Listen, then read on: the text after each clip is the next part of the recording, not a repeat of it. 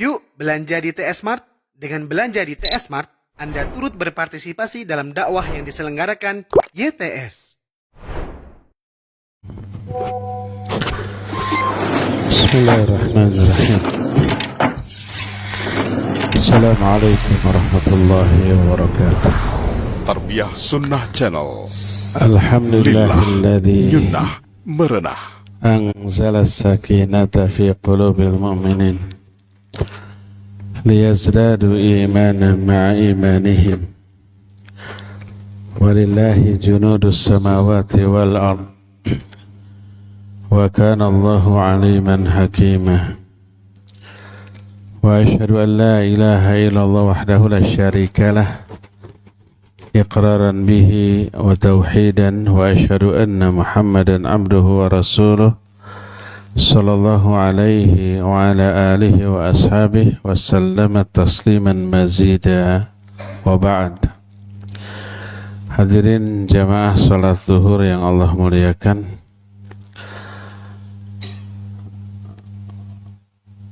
kita akan mengangkat tema yang sangat penting bagi kita, yaitu agar Allah memperbaiki keadaan kita. Kita tahu bahwa seluruh hidup dan kehidupan di bawah pengaturan Allah Azza wa Jalla, di bawah manajemen Allah. Baik termasuk seseorang kehidupannya baik ataupun buruk, Allah yang ngatur. Siapa yang kehidupannya baik, berarti dia diatur oleh Allah sehingga kehidupannya menjadi baik. Siapa yang diburukkan kehidupannya, maka kehidupannya juga menjadi buruk. Tapi pengaturan Allah terhadap kehidupan manusia tidak lepas dari sifat keadilan Allah, kasih sayang Allah, dan sifat rahmat Allah yang maha luas, bukan karena kezaliman Allah kepada hamba-hambanya. Salah satu di antara kaidah yang sering kita dengar adalah al-jaza'u min jinsil amal. Balasan akan diberikan sesuai dengan jenis perbuatan. Perbuatan baik dibalas dengan baik, perbuatan buruk dibalas dengan buruk. Hal jaza'ul ihsan illal ihsan. Tidak ada balasan atas sebuah perbuatan baik kecuali kebaikan pula. Oleh karena itulah, maka baik buruknya kehidupan seorang manusia itu Allah atur sesuai dengan sikap manusia itu sendiri kepada Allah dan kepada ajarannya.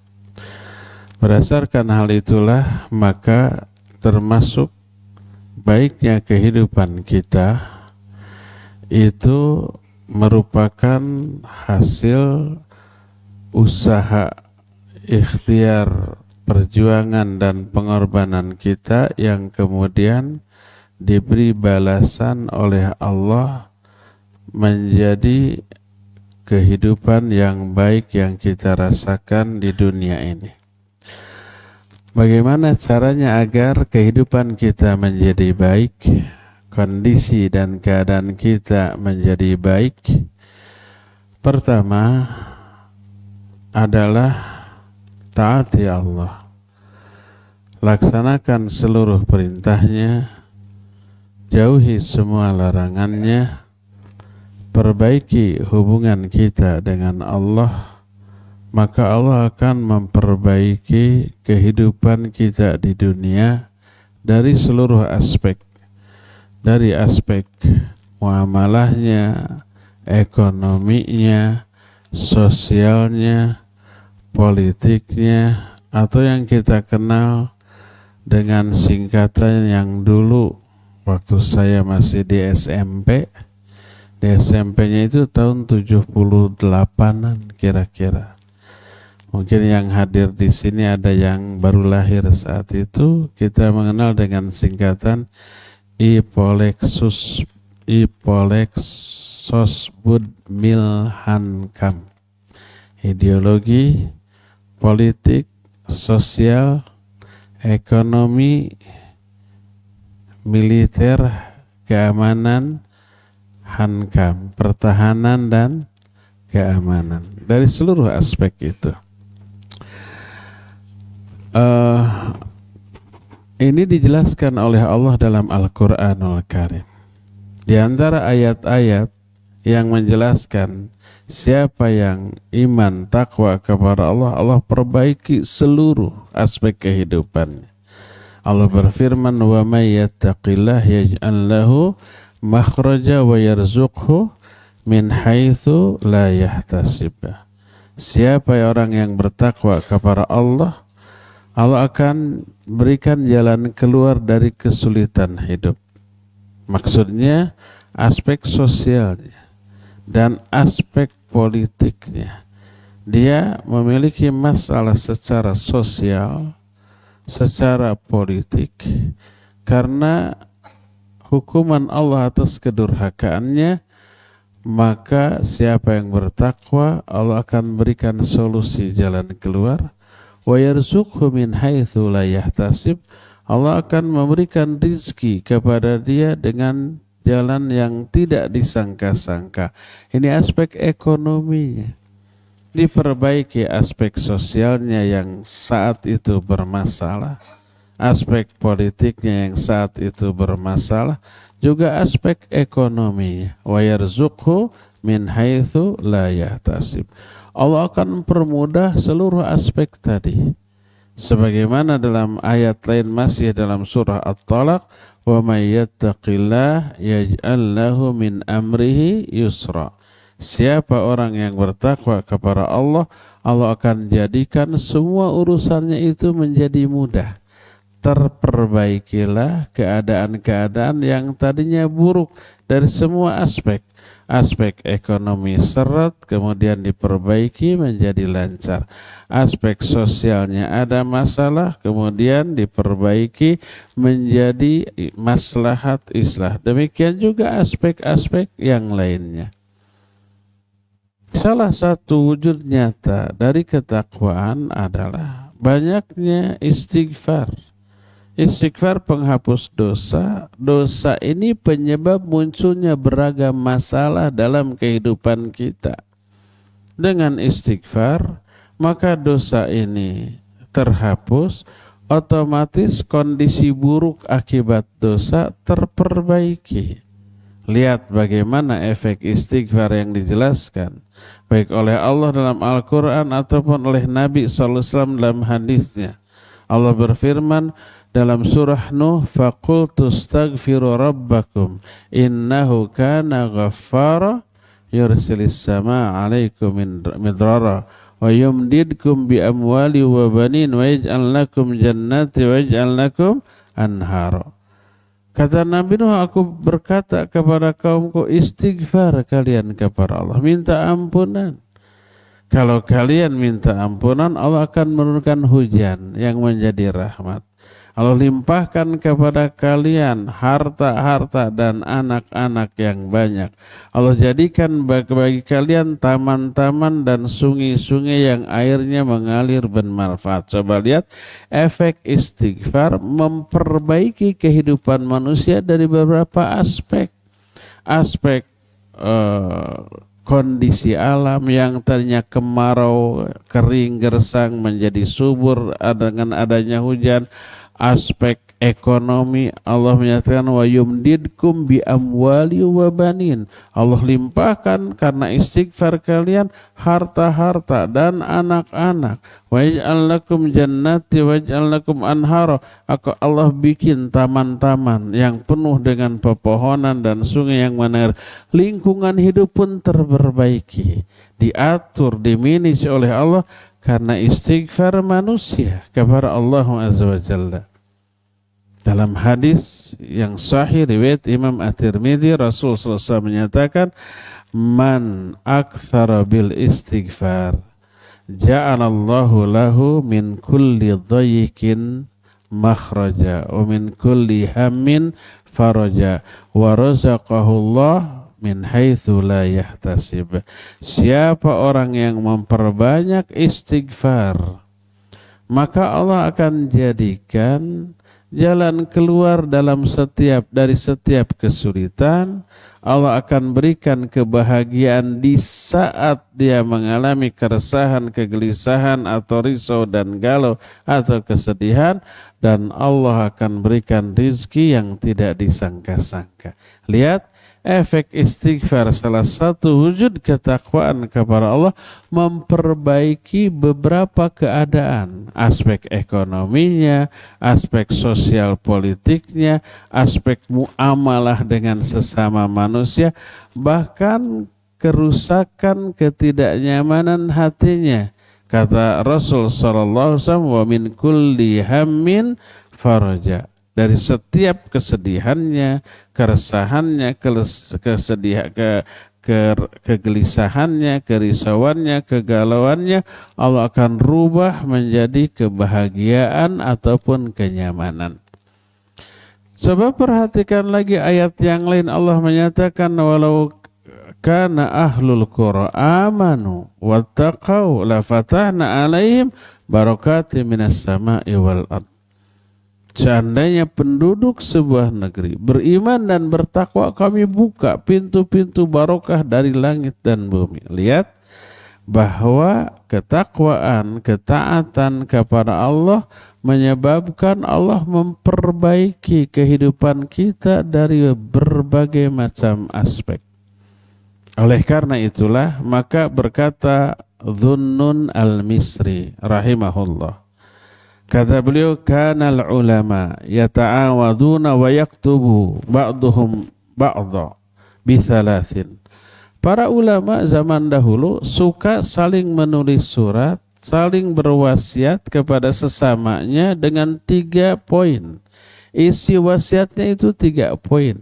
Berisi tuntunan bagaimana caranya agar Allah memperbaiki kehidupan kita. Poin pertama adalah man aslaha ma bainahu wa bainallah aslahallahu ma bainahu wa bainan nas. Siapa orang yang memperbaiki hubungan dia dengan Allah, Allah akan memperbaiki hubungan dia dengan sesama manusia. Kita banyak clash dengan manusia, dengan kawan dekat, dengan rekan kerja, dengan tetangga, kadang dengan saudara, dengan sesama anggota keluarga, dengan kerabat. Clash itu hukuman dari Allah. Akibat kita melanggar perintah Allah Azza wa Jalla. Tidak ada satupun keburukan, termasuk buruknya hubungan kita dengan sesama, kecuali pasti ada ayat Allah yang dilanggar. Mungkin ada hinaan, mungkin ada cacian, makian, pelecehan, atau suudzon, atau fitnah, atau ghibah, atau yang sejenisnya. Dan itu semua larangan Allah. Ya ayyuhalladzina amanu la yaskhar qaumun min qaumin asa an yakunu khairan minhum wala nisa'un min nisa' asa an yakuna khairan minhunna wala talmizu anfusakum wala tanabazu bil alqab. Hai orang-orang beriman, jangan sebagian kalian menghina sebagian yang lain. Boleh jadi yang dihina lebih baik daripada yang menghina. Wanita juga begitu. Jangan merendahkan di antara sesama kalian. Jangan saling memberi gelar-gelar buruk. Di ayat berikutnya, ijtanibu katsiran minadh-dhann inna ba'dadh-dhanni itsam wa la tajassasu wa la yaghtab ba'dukum ba'dha. Jangan suudzon, jangan tajassus, jangan saling menggibai. Ini larangan Allah. Ini dilanggar, dihukum oleh Allah. Salah satu hukumnya buruknya hubungan dia dengan orang lain. Yang dihina sakit hati, akhirnya benci. Yang digelari dengan gelar-gelar buruk tersinggung, akhirnya sakit hati, akhirnya dia membenci, memusuhi. Rengganglah hubungan. Yang disuudzoni, yang difitnah, yang digibahi, semuanya bereaksi, akhirnya renggang hubungan. Itu hukuman dari Allah akibat ada ayat yang dilanggar. perbaiki hubungan dengan Allah dengan cara taubat, dengan cara taati aturannya, hindarkan larangannya. Nanti Allah akan memperbaiki hubungan dia dengan sesama manusia. Makanya solusi awal dari setiap masalah, kata para ulama, di antara Syekh Al-Utsaimin dalam kitab Syarah Riyadhus Shalihin, solusi pertama takwa kepada Allah, taubat dari dosa, banyak istighfar, mendekat kepada Allah. Itu solusi bagi semua masalah, karena semua masalah timbul sebagai azab dari Allah kepada dia. Maka solusinya taubat, bertakwa, beristighfar. Nanti Allah akan hapus dosanya, Allah akan perbaiki keadaannya, termasuk hubungan dengan sesama manusia. Allah kondisikan hati orang yang tadinya benci menjadi suka. Makanya kalau ada clash dengan sesama manusia secara sosial, secara muamalah, secara politik, maka itu akibat dosa. Allah menyatakan, ma asabakum min musibatin fabima kasabat aydikum wa ya'fu an katsir. Musibah apa saja yang menimpa diri kamu itu karena dosamu. Sering saya ungkap perkataan Fudail bin Iyad menyatakan, in asaitullaha fara'aitu athara dzalika fi khuluqi zaujati wa ahli wa dabati. Kalau aku dosa, maksiat kepada Allah, aku melihat dampak buruk maksiat itu pada buruknya perilaku istriku, keluargaku, bahkan binatang tungganganku. Oleh karena itu, kalau kita ingin diperbaiki keadaan kehidupan kita dalam seluruh aspek, perbaiki hubungan kita dengan Allah. Itu poin pertama, nasihat pertama. Nasihat kedua, man aslaha amro diniha au amro akhiratihi aslahallahu amro dunyahu. Siapa orang yang memperbaiki urusan akhirat dia, ibadahnya diperbaiki itu, Allah akan perbaiki urusan dunia dia. Kacaunya, bermasalahnya urusan dunia kita pun azab dari Allah. Kenapa? Karena buruknya, kacaunya urusan akhirat kita, ibadah kita nggak benar. Hak Allah tidak ditunaikan secara maksimal, secara sebenarnya. Maka Allah tahan sebagian dari hak kita. Makanya seringkali ada masalah secara ekonomi, secara sosial, karena kita yang membuat masalah tersebut di dalam kehidupan kita. Dalam bentuk kita mengabaikan urusan akhirat kita. Dan ini menunjukkan besarnya pengaruh ibadah, pengaruh perhatian terhadap urusan akhirat terhadap masalah kehidupan dunia kita. Sampai Dzunun al-Misri tadi menyatakan, para ulama saling mewasiatkan, siapa orang yang memperbaiki urusan akhiratnya, Allah akan perbaiki urusan dunia dia.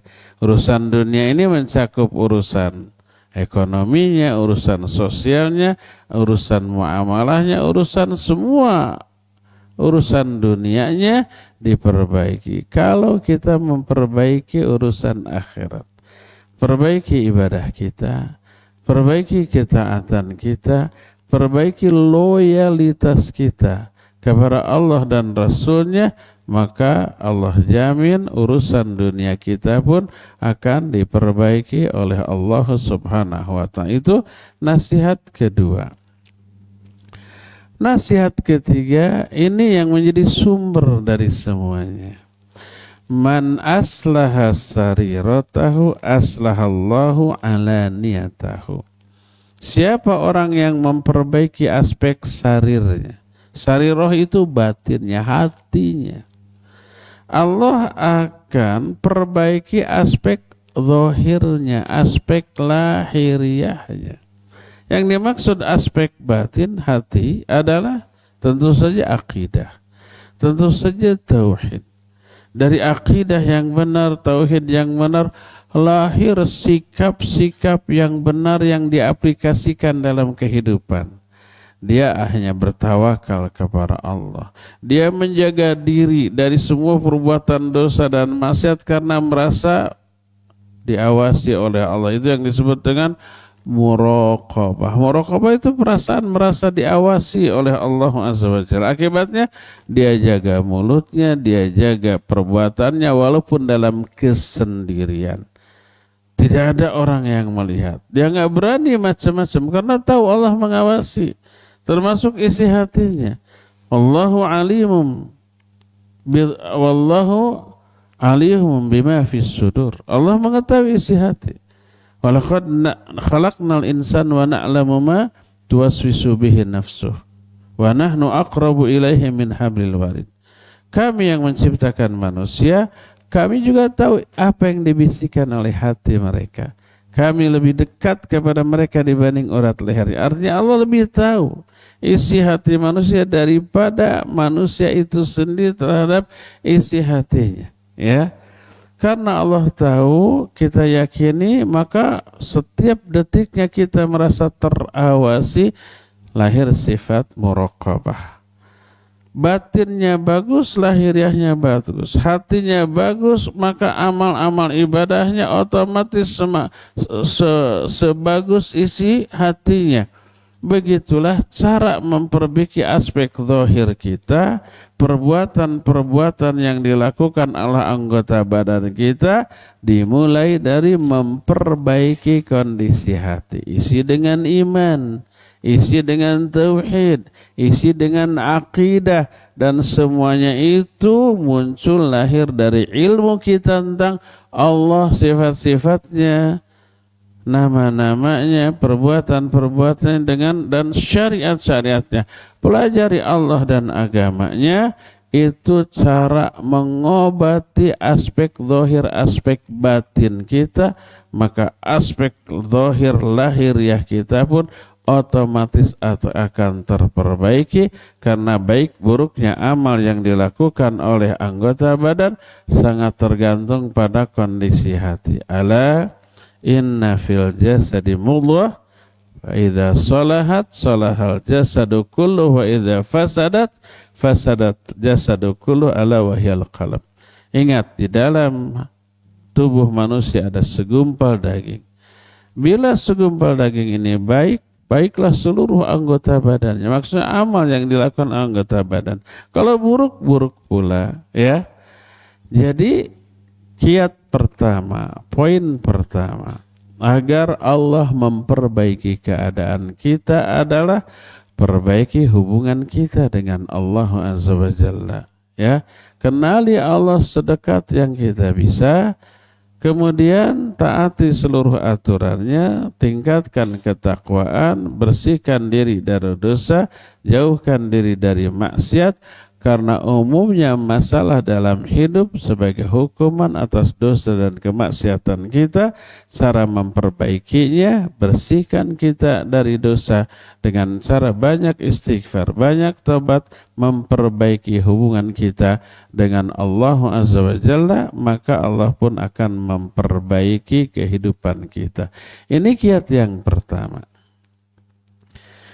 Kiat yang kedua agar Allah memperbaiki kehidupan kita adalah dengan banyak berdoa, meminta agar Allah memperbaiki kehidupan kita, keadaan kita.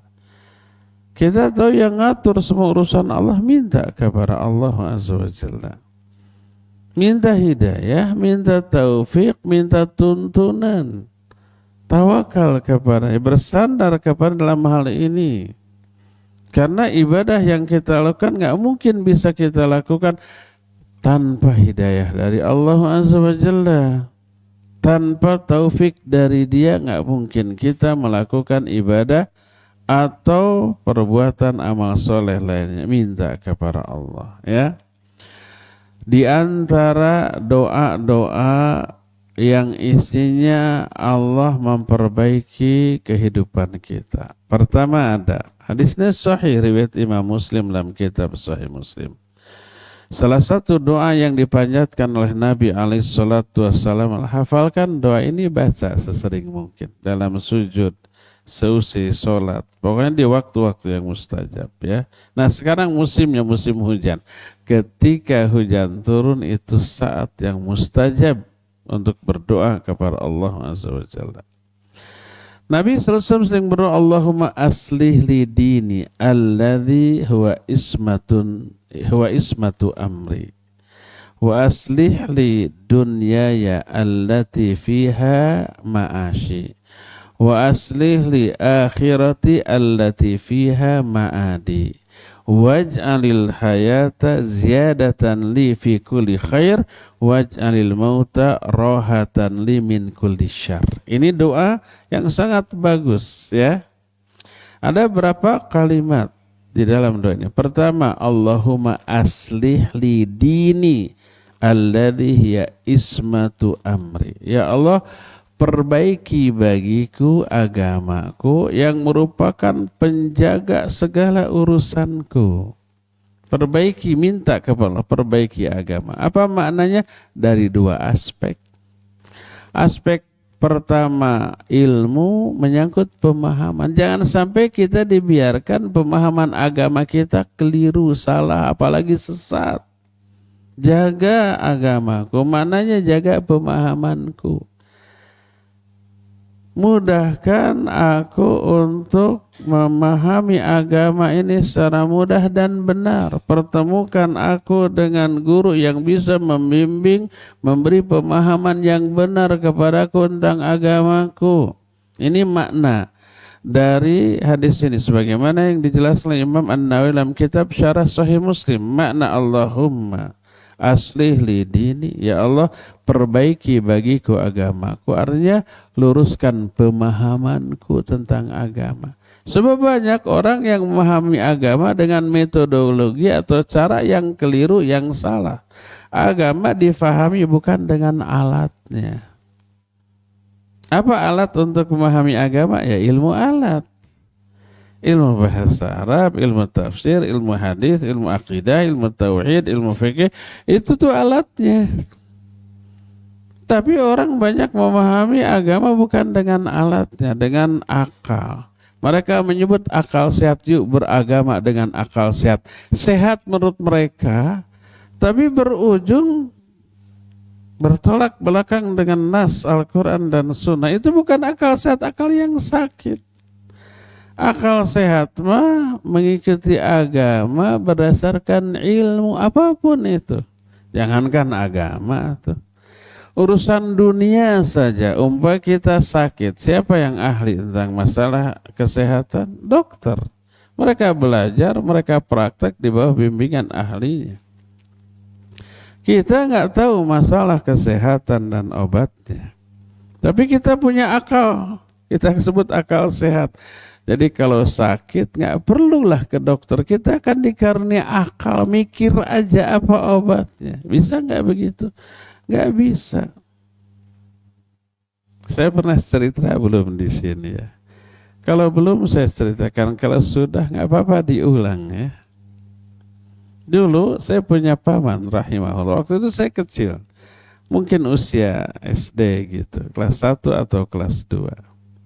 Paman saya remaja, punya borok di kaki. Kata orang Sunda, jiih itu boroknya basah. Ke dokter, oleh dokter nggak dikasih salep, dikasih pel, dikasih tablet. Dulu tabletnya itu gede-gede sebesar koin gitu. Nih 3 kali 1, sehari 3 kali sampai habis. Paman saya mikir ngomong ke nenek saya, nah mak ya kenapa mak ya ini yang sakit borok dikasih obatnya minum nggak ini apa nggak dikasih salep atau puder gitu langsung ke lukanya. Mikir dia dengan akalnya yang dia katakan sehat. Kata emaknya, kata nenek saya, iya nanti obat itu diminum, nanti diperbaiki, diobati dari dalam tuh.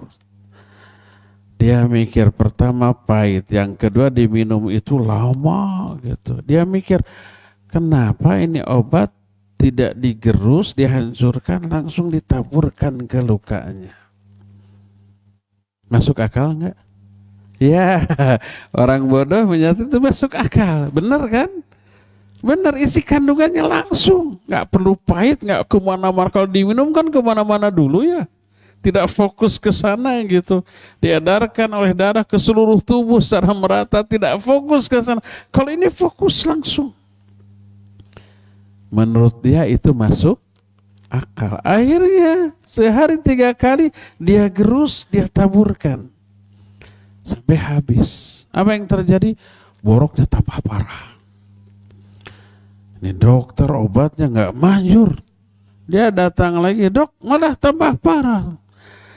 Obatnya habis. Berapa kali sehari? 3 kali. Kenapa ya? Harusnya kering ini teorinya. Betul, kamu diminum. Enggak diminum. Gimana? Ditaburkan. Belegug.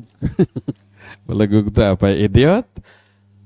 Kan langsung. Bukan begitu cara kerja obat. Diterangkan juga kamu nggak paham lah. Menurut dia itu masuk akal, ya enggak? Logis ya? Kayak logis. Kaya. Kalau kaya berarti tidak logis ya. Bukan begitu cara kerja obat. Ini salah satu contoh. Punya akal sehat, tapi akal sehat kosong dari ilmu tentang kesehatan dan pengobatan penyakit dan obatnya kosong. Akhirnya mikir sendiri, akhirnya kayak gitu tuh. Tambah parah, tambah hancur. Ini contoh dalam urusan dunia. Mobil kita, motor kita rusak, kita punya akal sehat. Bisa enggak akal sehat kita memahami bagaimana ini kenapa rusak dan bagaimana memperbaiki? Enggak bisa. Kenapa? Karena akal kita ini kosong dari ilmu tentang permesinan. Montir tahu, bukan karena akal sehatnya, tapi karena ilmu tentang mesin yang diisikan kepada akal sehat. Begitulah seluruh ilmu dalam urusan dunia, apalagi akhirat. Quran, hadis langsung difahami oleh akal yang kosong dari ilmu tafsir. Kosong dari ilmu-ilmu yang dibutuhkan untuk bisa memahami Quran Sunnah. Jangankan faham bahasa Arab, tajwid makhrajnya aja, bacanya aja gak benar, langsung dia memahami Quran hadis dari tarjamah, yang tarjamahnya belum tentu tepat, biasanya tambah jauh dari kebenaran yang sebenarnya. Oleh karena itu, banyak orang keliru dalam cara memahami Quran Sunnah atau agama. Lahirlah pemahaman yang salah, yang keliru, yang rusak. Makanya minta kepada Allahumma aslihli dini. Ya Allah, perbaiki bagiku agamaku. Kenapa? Alladzi huwa ismatu amri. Agamaku ini yang bisa menjaga seluruh urusanku dari kekeliruan, dari kesalahan, dari penyimpangan di dalam hidup. Karena ada agama jadi terjaga, jadi terbimbing, jadi terawasi di atas aturan yang benar. Jadi pertama, perbaiki bagiku agamaku, maknanya pemahamannya. Ajarkan, mudahkan kepadaku ilmu. Mudahkan jalan-jalan untuk memahami ilmu secara benar. Nanti Allah yang atur. Mungkin dipertemukan dengan guru yang bisa membimbingnya dan seterusnya. Seterusnya atau lingkungan yang baik yang membuat dia ini terbimbing agamanya. Kedua, memperbaiki agama dari aspek amalan. Banyak orang ilmunya paham, amalnya tidak. Karena apa? Hawa nafsunya. Tahu ini baik, tidak diamalkan. Tahu itu buruk, dilanggar. Karena ada unsur kesenangan. Ini menyangkut aspek hidayah atau taufik. Makna Allahumma aslihli dini, ya Allah jaga atau perbaiki bagiku agamaku, yaitu perbaiki amalanku, artinya kasih taufik dan hidayah untuk mengamalkan agama ini. Maka dengan cara itu terpeliharalah seluruh urusan kehidupanku, lahir batin, dunia sampai akhirat. Ini kalimat pertama, minta kepada Allah agar diperbaiki agamanya. Kedua, wa aslih li dunyaya allati fiha ma'ashi. Ya Allah, perbaiki untukku urusan duniaku yang di dalamnya lah sekarang aku hidup. Perbaiki urusan dunia menyangkut jangan sampai langkah-langkah kehidupan duniawi dia itu jauh menyimpang dari rule, dari aturan Allah Azza wa Jalla. Jangan sampai, karena Allah tuh menerapkan aturan dalam kehidupan duniawi, dalam kehidupan ekonomi, cara mencari rezeki, cara usaha, cara bekerja, itu urusan duniawi. Tapi ada rules di sana. Ada aturan Allah yang tidak boleh dilanggar. Jangan menipu, jangan ada unsur gharar, jangan ada unsur riba, jangan ada unsur memberi madarat atau dimadaratkan. Itu rules yang tidak boleh dilanggar. Hanya larangan, nggak ada perintah. Menunjukkan bagaimanapun cara kita mencari rezeki bebas boleh, kecuali yang dilarang. Kecuali ada unsur-unsur yang dilarang. Unsur dari larang itu mengandung unsur ribanya, mengandung unsur penipuannya, ketidakjelasan yang disebut dengan gharar, ada unsur merugikan, ada unsur-unsur lain yang dilarang dalam berekonomi, termasuk dalam bersosialisasi, dalam kehidupan bertetangga, dalam kehidupan berkawan bersahabat, bahkan dalam kehidupan berkeluarga. Ada rules di sana. Ada aturan Allah di sana. Jangan berdusta, jangan menghina, jangan mergibah, jangan suudzon, jangan memfitnah, jangan menyakiti, menzalimi, dan seterusnya. Itu rules, itu aturan. Kalau itu dilanggar, rusak kehidupan kita, kehidupan sosial kita, kehidupan ekonomi kita. Kita sedikit saja terlibat di dalam pinjol, yang pasti ada unsur ribanya, atau judol, cara mencari rezeki yang haram dengan judi online. Yang parahnya itu kan para pejabat juga ikutnya, anggota dewan juga ribuan kata yang terlibat judol. Yang paling parah adalah pihak yang bertanggung jawab menutup judul itu, dia ikut juga ketagihan. Gimana judul bisa diberantas? Padahal aturannya, undang-undangnya jelas, judi haram, nggak boleh, terlarang di negeri Indonesia ini. Dan ada pihak yang mengawasi itu, yang bertanggung jawab. Pihak yang bertanggung jawab mengawasi melarang ikut terlibat, bayangkan. Maka rusak kehidupan. Kehidupan berekonomi, kehidupan bersosial, kehidupan berpolitik. Karena ini para pelaku politik yang memiliki power, kekuasaan. Ya, nah, perbaiki urusan duniaku. Jangan sampai menyimpang. Jangan sampai melanggar apa yang Allah larang dalam perkara duniawi. Kasih hidayah. Yang kedua, Allah akan jaga nanti. Ketiga, wa aslih li akhirati allati fihi ma'adi. Perbaiki bagiku urusan akhiratku yang kesanalah kelak aku akan kembali, bahkan abadi. Imam Ibnu Qayyim rahimahullah menyusun satu kitab yang sangat bagus. Judulnya Miftahud Daris Sa'adah. Artinya kunci negeri kebahagiaan. Negeri kebahagiaan itu surga. Kunci surga apa? Ternyata beliau katakan itu ilmu. Kuncinya itu ilmu. Ilmu syariat. Lalu beliau membeberkan lebih dari 100 keutamaan ilmu dan orang-orang yang berilmu. Di muqaddimah kitab itu beliau menjelaskan manusia diciptakan untuk menempati surga. Berdasarkan firman Allah kepada Adam, ya Adam uskun anta wa zaujukal jannah. Hai Adam, tinggallah kamu dan istrimu di surga. Adam dan Hawa diciptakan untuk menempati surga. Karena satu dan lain hal, karena kedurhakaan Adam kepada Allah Azza wa Jalla, melanggar satu-satunya aturan.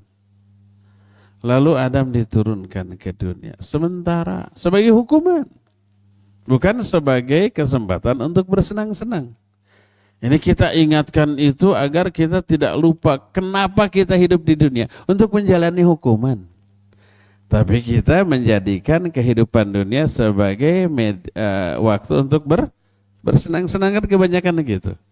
Kalau kita ini akan kembali, harus mudik ke tempat asal kita. Harus mudiknya ke mana? Ya ke surga, karena untuk itu kita diciptakan. Itu kata Imam Ibnu Qayyim dalam kitab Miftahud Daris Sa'adah. Tapi banyak orang tersesat, nggak bisa mudik, nggak bisa kembali ke tempat asal dia harusnya ditempatkan di sana, nggak bisa mudik ke surga, tersesat sampai ke neraka. Waliyadzubillah. Nah, padahal sekali lagi kita waktu mudik ke akhirat harus ke kampung halaman kita di surga, di sana tempat kita yang abadi. Kalau tersesat bahaya. Maka agar kita tidak tersesat, seluruh urusan akhirat yang harus kita benahi di dunia, harus kita benahi, harus kita perbaiki. Salah satu caranya, mohonlah kepada Allah. Allahumma aslih li akhirati allati hiya ma'adi. Ya Allah, perbaiki bagiku urusan akhiratku, yang kesanalah nanti aku akan kembali. Maknanya apa? Beri taufik, beri hidayah. Untuk apa? Untuk melaksanakan amal-amal demi kebahagiaan di akhirat. Makanya coba lihat doa-doa dari Rasul Sallallahu Alaihi Wasallam. Agar apa? Agar kita ini oleh Allah diperbaiki urusan yang menyebabkan akhirat kita ini maslahat. Contoh umpamanya, minta hidayah agar bisa berbuat kebaikan, dijauhi dari kemungkaran.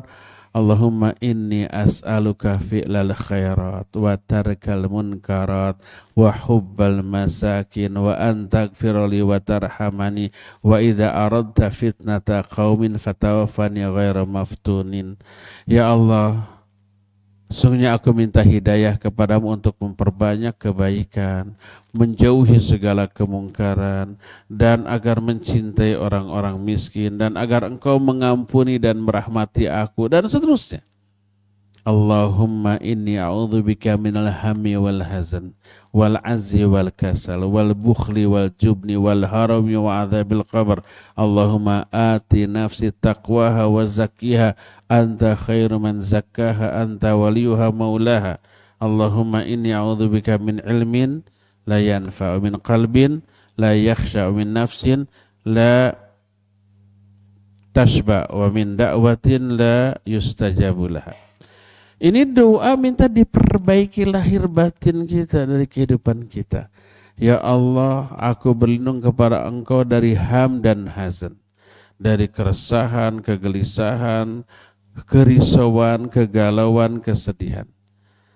Terus aku berlindung kepada Allahumma inni a'udzubika minal hammi wal hazan wal azzi wal kasal, dari kemalasan dan kelemahan, dari kelemahan dan kemalasan. Ya, karena itu buruk. Kondisi yang menyebabkan kehidupan kita buruk itu berlindung kepada Allah. Minal azzi wal kasal wal harami wa adzabil qabr, dari kepikunan dan dari azab kubur. Ya Allah, berikan kepada hatiku ketakwaanku. Bersihkan jiwaku ya Allah. Engkaulah sebaik-baik pembersih jiwa, Engkaulah pemilik dan pelindung jiwa ini. Ya Allah, aku berlindung kepada Engkau dari ilmu yang tidak bermanfaat, dari hati yang tidak khusyuk, dari jiwa yang tidak pernah puas, dan dari doa yang tidak diijabah. Itu minta kepada Allah untuk memperbaiki kehidupan kita, lahir batin kita, ya. Jadi banyak sekali doa-doa dari Rasul Sallallahu Alaihi Wasallam untuk memperbaiki kondisi kita. Minta, karena Allah Maha Pengatur. Jadi Wa aslih li akhirati allati fiha ma'adi. Perbaiki bagiku akhiratku yang di dalam, yang kesanalah nanti aku kembali. Waj'alil hayata ziyadatan li fi kulli khair. Jadikan kehidupanku menjadi media untuk menambah segala macam kebaikan. Waj'alil mauta rohatan min kulli syarr. Dan jadikan kematianku kelak sebagai masa untuk istirahat dari seluruh keburukan. Lihat bagaimana Nabi SAW berdoa kepada Allah minta diperbaiki. Apanya? Agamanya, kehidupan dunianya, kehidupan akhiratnya, hatinya, jiwanya, semuanya. Bahkan akhlaknya. Nabi SAW itu kurang gimana mulia akhlaknya. Dipuji oleh Allah. Wa innaka la'ala khuluqin azim. Engkau ini memiliki akhlak yang agung. Tapi bagaimana Nabi SAW berdoa? Allahumma hdini li ahsanil akhlak. La yahdini li ahsaniha illa ant. Wasrif anni sayyaha. La yasrifu anni sayyaha illa ant. Ya Allah, berikan aku hidayah untuk meraih kemuliaan akhlak. Tak ada yang bisa memberi hidayah kepadaku untuk meraih kemuliaan akhlak kecuali Engkau.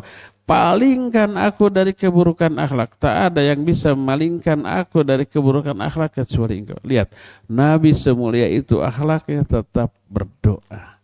Inilah poin yang kedua. Agar Allah memperbaiki keadaan kita, kehidupan kita. Jadi pertama, tingkatkan ketakwaan, iman, amal soleh. Yang kedua, banyak berdoa. Ketiga, ada berapa semua? Ada 11. Hanya 3 saja karena waktunya tidak cukup. Poin ketiga agar kita diperbaiki keadaannya oleh Allah adalah tunjukkan perhatian, kepedulian, kasih sayang kepada sesama muslim. Bantu mereka, tolong mereka, ringankan beban mereka, lepaskan mereka dari kesulitan. Karena al-jaza'u min jinsil amal. Balasan akan Allah berikan sesuai dengan jenis perbuatan. Ya. Ketika ada orang kesulitan ekonomi, sakit, ada masalah, berarti kondisi kehidupannya buruk. Maka kita perbaiki dengan cara dibantu, ditolong, diringankan, dilepaskan. Apa akibatnya? Allah akan memperbaiki kehidupan kita. Berkata Rasul sallallahu alaihi wasallam, "Man nafasa an mu'minin kurbatan min kurabid dunya, nafasallahu anhu min kurabi yaumil qiyamah."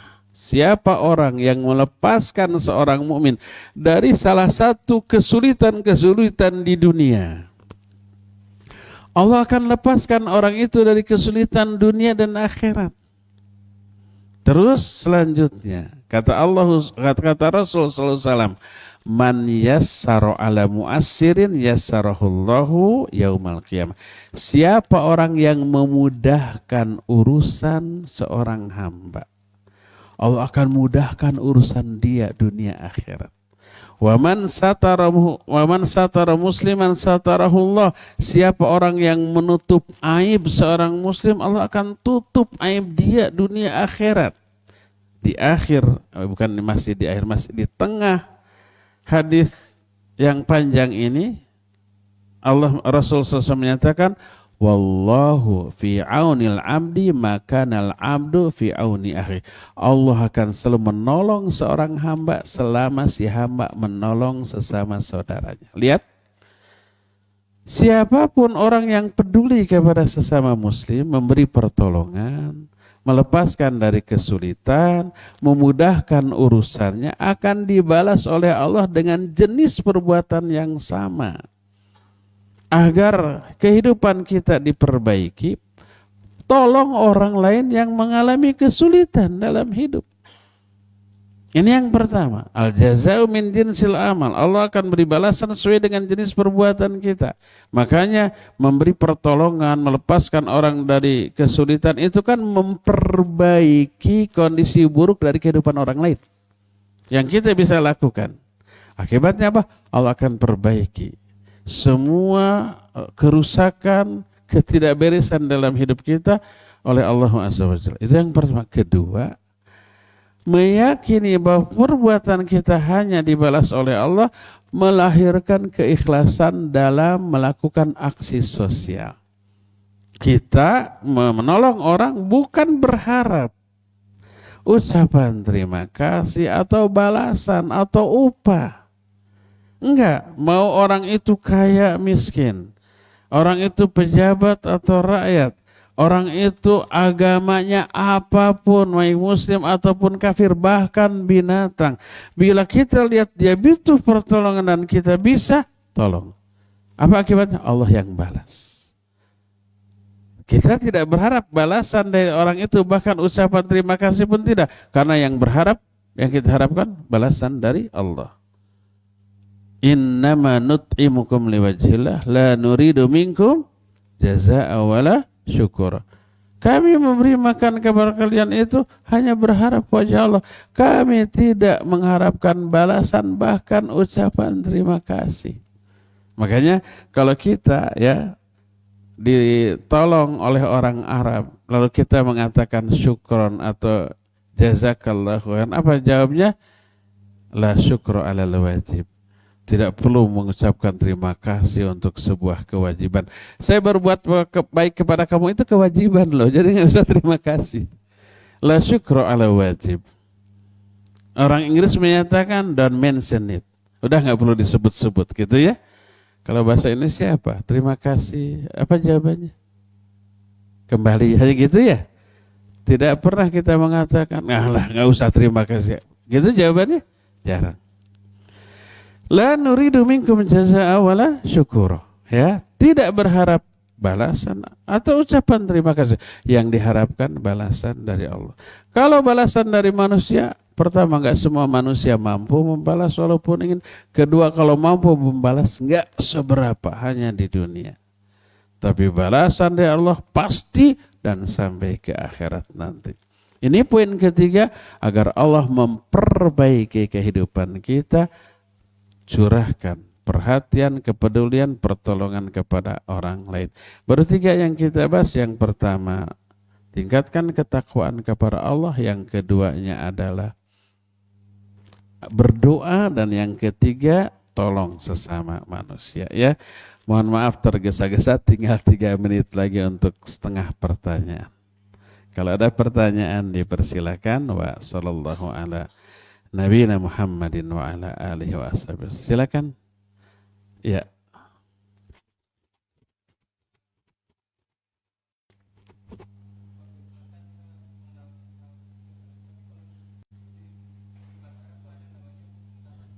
Apa? Hukum karma.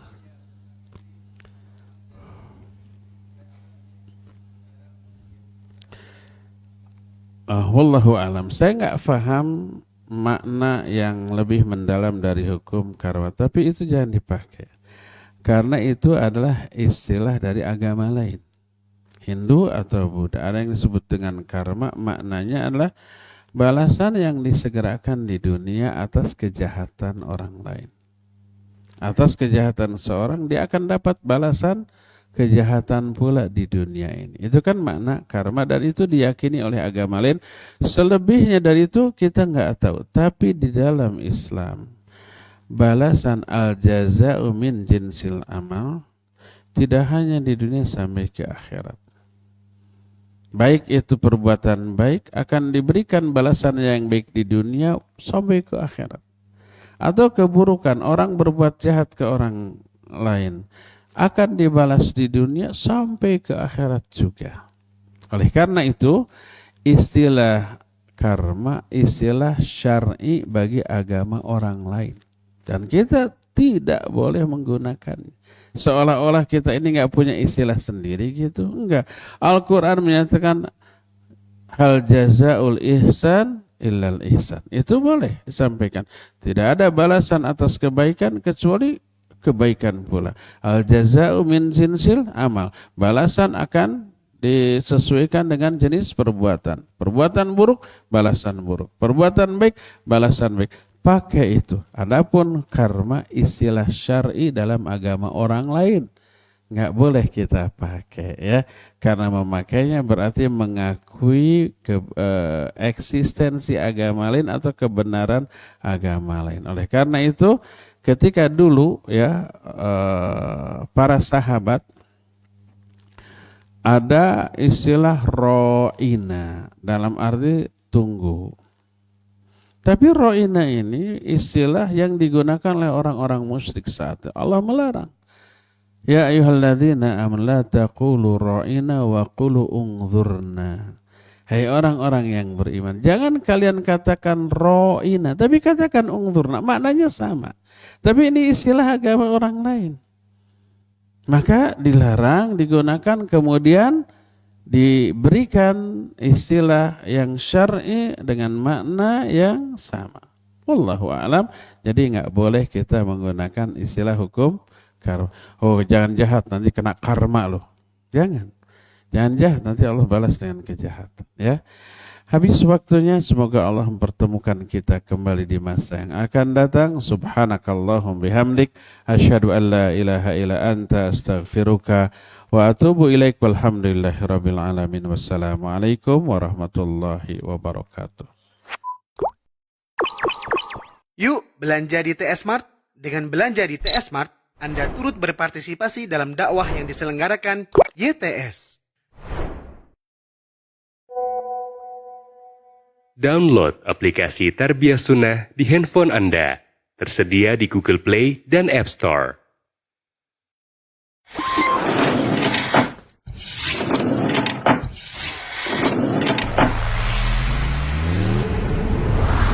Tarbiyah Sunnah Channel. Lillah, nyunnah, merenah.